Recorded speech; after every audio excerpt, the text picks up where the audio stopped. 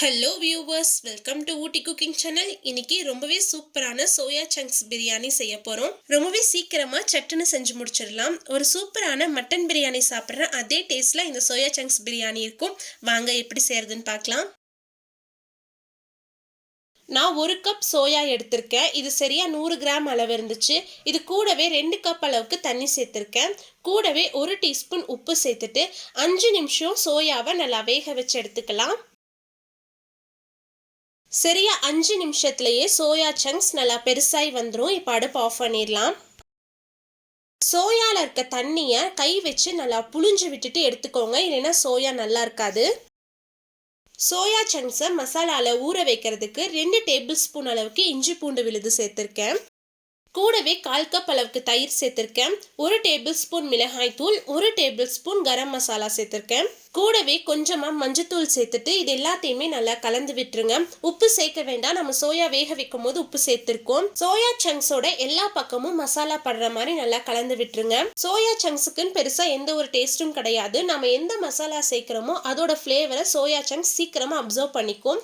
நாம மசாலால ஊற வச்சு செய்யும் போது சோயா சங்க்ஸ் சாப்பிட்றதுக்கு இன்னும் நல்ல டேஸ்டா இருக்கும்.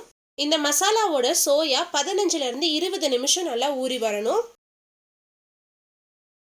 பிரியாணிக்கு அரிசி ஊற வச்சிடலாம். நான் 1/2 கிலோ புல்லட் அரிசி எடுத்திருக்கேன். அரிசியை 2-3 தடவை நல்லா கழுவிட்டு 10 நிமிஷம் ஊற வச்சு எடுத்துக்கோங்க. அதிக நேரம் ஊற வச்சிங்கன்னா பிரியாணி குழஞ்ச மாதிரி ஆயிடும். குக்கர்ல 2 டேபிள் ஸ்பூன் அளவுக்கு நெய் சேர்த்திருக்கேன். கூடவே 4 டேபிள் ஸ்பூன் அளவுக்கு எண்ணெய் சேர்த்திருக்கேன். எண்ணெய் நல்லா சூடானதும் இதுல ஒரு பிரியாணி இலை சேர்த்திருக்கேன். கூடவே 5 துண்டு பட்டை, 5 கிராம்பு, 2 ஏலக்காய் சேர்த்திருக்கேன். கூடவே 1 டீஸ்பூன் சோம்பு சேர்த்திருக்கேன். சோம்பு எண்ணெயில நல்லா பொரிஞ்சு வந்ததும் இதுல 3 பெரிய வெங்காயத்தை நீளமான ஷேப்ல கட் பண்ணி சேர்த்துக்கலாம். வெங்காயம் நல்லா பொன்னிறமா ஆகிற வரைக்கும் எண்ணெயில நல்லா வதக்கி விட்டுருங்க. வெங்காயம் நல்லா பொன்னிறமா வதங்கி வந்துருச்சு. இப்போ இதுல நம்ம ஊற வச்சு எடுத்து வச்சிருந்த சோயா சங்க்ஸை மசாலாவோட சேர்த்துக்கோங்க. சோயா சங்க்ஸையும் மசாலாவையும் எண்ணெயில நல்லா வதக்கி விடணும். அந்த இஞ்சி பூண்டோட பச்சை வாசம் எல்லாம் போற வரைக்கும் எண்ணெயில வதக்கி விட்டுருங்க. மசாலா எல்லாம் எண்ணெயில நல்லா வதங்கி வந்துருச்சு. இப்போ இதுல தக்காளி சேர்த்துக்கலாம். நான் நல்லா பழுத்த 2 தக்காளியை பொடியா கட் பண்ணி சேர்த்திருக்கேன். இது கூடவே கொஞ்சமா உப்பு சேர்த்துட்டு தக்காளியை நல்லா வதக்கி விட்டுருங்க. தக்காளி நல்லா வதங்கி வந்ததும் இதுல ஒரு கைப்பிடி நிறைய பொடியா நறுக்குன புதினா இலை சேர்த்துக்கலாம். கூடவே ஒரு கைப்பிடி நிறைய பொடியா நறுக்குன மல்லி இலை சேர்த்துக்கோங்க. இது எல்லாத்தையுமே ஒரு 2 நிமிஷம் எண்ணெயில நல்லா வதக்கி விட்டுருங்க. இப்போ இதுல அரிசி வேகிறதுக்கு தேவையான அளவு தண்ணி சேர்த்துக்கலாம். நான் 2 கப் அரிசி எடுத்திருந்தேன். 2 கப் அரிசிக்கு 4 கப் அளவுக்கு தண்ணி சேர்த்திருக்கேன். பாஸ்மதி அரிசி எடுத்தீங்கன்னா 1 கப் அரிசிக்கு 1.5 கப் அளவுக்கு தண்ணி சேர்த்துக்கோங்க. கூடவே பிரியாணிக்கு தேவையான அளவு உப்பு சேர்த்துட்டு நல்லா கலந்து விட்டுருங்க. தண்ணி இந்த அளவுக்கு நல்லா கொதிச்சு வந்ததுக்கு அப்புறம் இதுல நம்ம ஊற வச்சு எடுத்து வச்சிருந்த அரிசியை சேர்த்துக்கலாம். ப்ரெஷர் குக்கர்ல செய்யற பிரியாணிக்கு அரிசியை அதிக நேரம் ஊற வச்சீங்கன்னா பிரியாணி குழஞ்ச மாதிரி ஆயிடும். நீங்க தம் பிரியாணிலாம் பண்ணும் போது அரிசியை அதிக நேரம் ஊற வச்சு செஞ்சீங்கன்னா பிரியாணி நல்லா இருக்கும். குக்கர்ல பண்ணும் போது மட்டும் அரிசியை 10 நிமிஷம் மட்டும் ஊற வச்சு செய்யுங்க.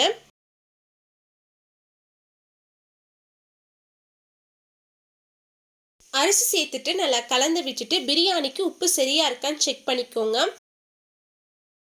தண்ணி இந்த அளவுக்கு நல்லா கொதிச்சு வந்ததுக்கு அப்புறம் இதுல பாதி எலுமிச்சம்பழத்தோட சாறு சேர்த்துட்டு நல்லா கலந்து விட்டுருங்க. குக்கரை மூடி வச்சுட்டு அடுப்பை மீடியம் ஃப்ளேம்ல வச்சு 2 விசில் விட்டு எடுத்துக்கலாம்.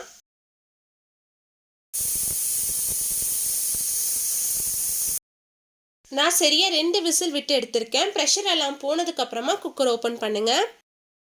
ரொம்ப ஃபோர்ஸா கலந்து விடாம லைட்டா ஒரு ஓரத்துல இருந்து கலந்து விடுங்க. சாதம் குழஞ்சு போகாம ஒன்னோட ஒன்று ஒட்டாம ரொம்பவே சூப்பரா இருக்கு. அதே மாதிரி பிரியாணி எனக்கு துளி கூட அடி பிடிக்கல. ரொம்பவே சூப்பரான ஃப்ளேவர்ல ஒரு அட்டகாசமான சோயா சங்க்ஸ் பிரியாணி ரெடி ஆயிடுச்சு. இதுக்கு மேல 1 டேபிள் ஸ்பூன் நெய் சேர்த்துட்டு கொஞ்சமா புதினா இலை சேர்த்து பரிமாறினோம்னா ரொம்பவே சூப்பரா இருக்கும். கண்டிப்பா நீங்களும் உங்க வீட்ல செஞ்சு பார்த்துட்டு எப்படி இருந்துச்சுன்னு கமெண்ட்ஸ்ல சொல்லுங்க. உங்களுக்கு இந்த வீடியோ பிடிச்சிருந்தா லைக் பண்ணுங்க, ஷேர் பண்ணுங்க, மறக்காம ஊட்டி குக்கிங் சேனலுக்கு சப்ஸ்கிரைப் பண்ணுங்க. மீண்டும் அடுத்த ஒரு ரெசிபியில் சந்திப்போம். பாய், see you soon.